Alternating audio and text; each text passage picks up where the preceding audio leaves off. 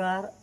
आपण आहोत रत्नागिरी जिल्ह्यामधील देवरुख या अतिशय सुंदर वातावरणातील आणि जिथं निरव शांतता, अतिशय स्वच्छ वातावरण आणि अगदी सुंदर रचना असणारं या ग्रामदेवताचं मंदिर, जे की सोळजाई ग्रामदेवी मंदिर असं या देवीचं नामरूप आहे, जे की पार्वतीचे रूप आहेत असं या ठिकाणी आम्ही जाणकारांच्याकडून माहिती घेतली.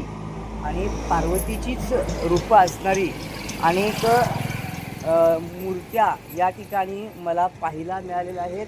अतिशय देखण्या रूपामध्ये असणाऱ्या त्या सुंदर मूर्त्या पाहून जे की साक्षात जीव ओतला आहे की काय अशा रूपामधील कारागिरानं तयार केलेल्या त्या कास्य शिल्पातील म्हणजेच दगड ज्याला आपण म्हणतो त्या दगडातील मूर्त्यांचा आखीव आणि तितकंच जिवंतपणा या मूर्तींच्या मध्ये मला अनुभवायला मिळाला.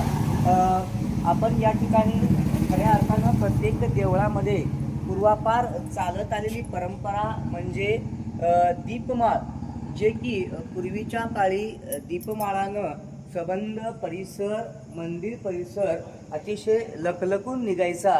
याचं काम दीपमाळ करत असायचे आणि हा सुंदर दीपमाळेचा नजारा तुम्ही पाहिलेला आहात.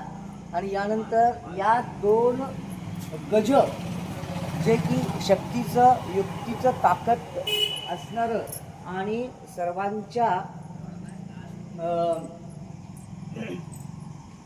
गरजा भागवणारा म्हणूया किंवा रक्षण करण्यासाठी हत्ती गज, जे की गणपतीचं मूळ रूप, शंकरानं ज्या वेळेला हत्तीचं मुंडकं उडवलं त्यावेळेला त्या हत्तीच्या मुंडक्यापासून गणपती तयार झाला असं आख्यायिका सांगितली जाते. आणि आपल्या सर्वांच्या नजरेमध्ये गणपतीचं रूप नेहमीच अतिशय मनमोहक रूप नेहमीच आपल्यामध्ये पाहायला मिळतं. अशा दोन गज रूपानं या ठिकाणी मंदिराची शोभा वाढवलेली आहे.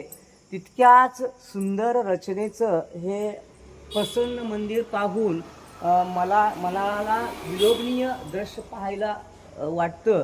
अतिशय सुंदर आखीव केलेली कमान हे लक्षवेधक इथं आहे.